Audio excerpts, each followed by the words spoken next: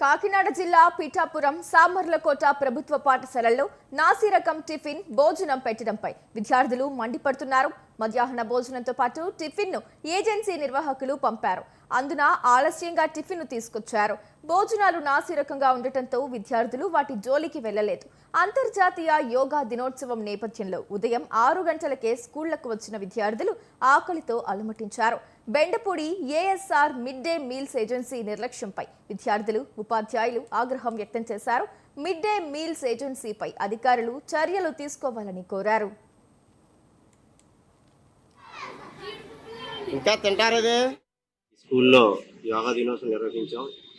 ఈ యోగా దినోత్సవం సందర్భానికి పురస్కరించుకుని మరి అక్కడ పిల్లలందరూ కూడా బ్రేక్ఫాస్ట్ ప్రొవైడ్ చేయాలని చెప్పేసి గవర్నమెంట్ మరి ఇక్కడ ఉన్న రెగ్యులర్గా తెచ్చేటి ఫుడ్ తెచ్చేటి ఏఎస్ఆర్ ట్రస్ట్ వాళ్ళకి బెండపూడి వారికి చెప్పడం, వారు ఫుడ్ తీసుకొచ్చిన టిఫిన్ నాణ్యత అస్సలు లేదు, అది ఉత్తు నీళ్ళలా ఉంది, అస్సలు బాగాలేదు.